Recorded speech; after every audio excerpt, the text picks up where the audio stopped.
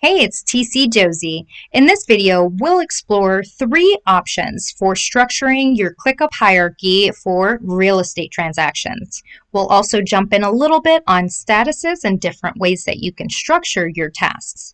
Let's dive right in.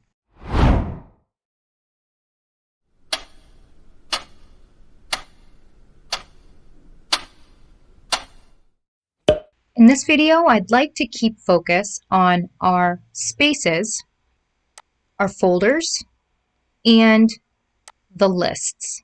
I'd just like to give you a few different options after brainstorming and playing around that I feel like might be great in the real estate industry. So there are 3 different scenarios. I would recommend the transaction management by agent for those that have a smaller team that has, let's say under 10, 15 agents. I would recommend going this route. If you are an individual transaction coordinator, an individual TC that has multiple agents in multiple brokerages, you could do it by brokerage, and then each agent has their own list.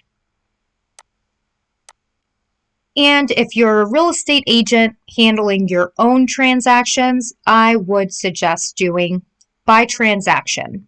So this is going to be keeping focus on your buyers and your sellers, and basically transitioning them from just a buyer to they've gone under contract and having them that way. So let's go ahead and explore the first route that I would like to take. If we're doing transaction management by agent, it'll look much like this. We've got each team or agent have their own folder, and within that folder, we've broken it down to buyer-seller listings. So you'll notice here, if I click on the TM by agent, that's what we're looking at here. You might want to change this view to make it so it's not grouped at all, because you'll notice here we've got team 1, which is my first team, and then we've got the active, pending, closed. For the seller, active, pending, closed, listing, active, pending, closed, and it's going to go through each one of our agents like that. But this is great. Looking at the space completely is great for the bird's eye view, really seeing all of that data, and it just doesn't break up well when you do it this way. So the way I would suggest is going to groups here and removing the group, so it's just showing you all of those lists. All of those tasks. So with this, you're able to kind of move those around. You can see the status by hovering and really memorizing those different, you can probably, let me see if I can, okay, so I was trying something, but that's not going to work the way I wanted it to. So we've got all of our tasks, and then we've got subtasks to walk us through the things that we need to do for that particular transaction. We can come in here and work through it. We can have subtasks for these. So that might be a good way to do it. If you have a small number of agents where you don't have a huge, so I would say keep it under at least 15, because you don't want this to get super crazy long. So that's what I thought about. Like if I've got 10 agents, this would be a perfect scenario where I can look at that agent or team's buyers, sellers, listings individually. I can look at their teams individually and just look at theirs. And then if I wanted to focus on their buyer stuff, their seller stuff, I can just look at it individually that way. I've got them all here in one place, nice and organized, where I can collapse and jump into someone else's if I need to. So that is my kind of idea or structure or hierarchy for when you are focusing on just a dozen or so agents. So now for the transaction management by brokerage, this would be if you have 30, 40 agents in different brokerages, we can have 10 different brokerage folders here, and within those have our agents listed. So we'll have our agents or our teams listed here, And we can always go and say, okay, we're going to work on all of our command transactions. Let me look at all of these Keller-Williams agents. So you can do the same thing here where we're doing it, we're removing the grouping completely so that we're not broken up by the lists that we have. But it might be good to look at it that way. You can kind of decide on your own what the best practice is for you. I'm going to click this again so it's actually in the order of my statuses. So I'll talk about statuses and maybe the different ways that you could do that as well within each of these towards the end of this video. So now we've got all of our, so it says 𝗁𝗀𝗀𝗃, that's my first agent, all of the statuses for him, and then my second agent, all of the statuses for him. Or I can just remove this completely and see all of my Keller-Williams agents transactions. So that is looking at things from a brokerage perspective. Now, if we go by transaction, let's just say you're an agent and you're only focusing on buyers and sellers. You usually only have about, 15 that you're working with at any given time, 20 maybe.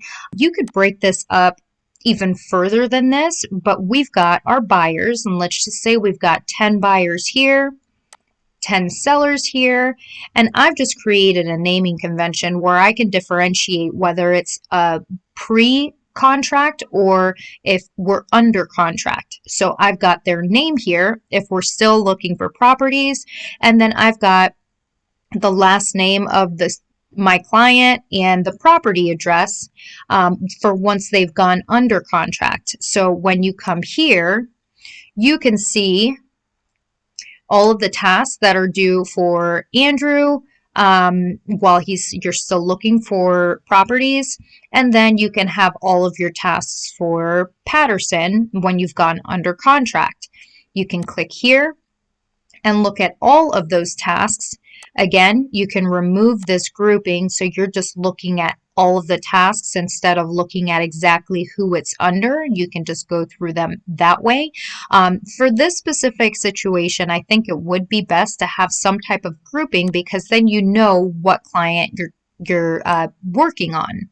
So you could have it just like this. These are all the things you have to do for Andrew, or these are all the things you have to do for the Patterson deal. And the difference between how we've been kind of looking at it here are these tasks, where in the agent view and the brokerage view, the tasks were the property addresses, where here we would be able to bring in our actual tasks instead of having these. Let's just say 1, 2, 3 main. Instead of having all of the tasks within the task itself as subtasks, we would have a list of all of our tasks for each person. We could just have those come in. We can automate some to come in based on the status. So let's talk now about the statuses and how that might work. Really, I think they for the most part, these two are interchangeable. This one, it may be best if you are doing a task base. I've got here either to do, pending, I'm still working on it, completed, or not applicable will completely take it out of your view. So those are the statuses that I put together for when you're doing this per transaction. Because these are going to be your transactions and these are going to just be a task template. So when you are looking at things here, let me actually go into this here where it's split up. So for this example, when we're doing it by agent, where the folders are just our different agents and teams, the statuses I've put is active, or this might be a listing that's not under contract yet. And then the active status would be that pending, it's under contract. And then we've got a done status, which is I've actually changed it to be closed because I want terminated to be that completed, the closed, completely out of sight, out of mind. If you don't want to keep some type of record for each of your agents or teams' closed transactions, then you might just keep this here. I mean, you can have a filtered view where you're seeing all of the closed transactions. I personally would want to have the list here of all of the closed ones, while I have my active and pending that I'm working through those subtasks still. So that is how I've done it for this transaction management by agent. But for the transaction management by broker, I've done it a little bit different. So I have created statuses for, this is a new contract. This is when we first get it under contract. We probably need to do some intros, start our file here in ClickUp, and work through the beginning piece of this. I usually consider this up until, the second day where I'm confirming that everyone received my intro. That's what I would do for new contract. And then the next step is the inspection period. After 2 days, we've sent out the intros, everyone's gotten it, we're in that inspection period. That's when the earnest money's due. That's when the inspection's scheduled. We send our reminders out. And once the inspection period is terminated or completed, then we can go to the pending, which is anything after the inspection period, but before that 10-day period that we want to be preparing for closing. So this might be appraisal, financing, any special inspections, septic, things like that. So once it moves into closing prep, that's a whole different thing. And then we've got clear to close. And this again can be terminated, or it can be closed to basically archive that task, but it's completely up to you. What I like about being able to do things like this, we're able to automate different subtasks to come in based on our statuses. So let's just say I change this new contract status to inspection period. I could say in the automation, when task status is changed from new contract to inspection period, add all of my inspection period subtasks.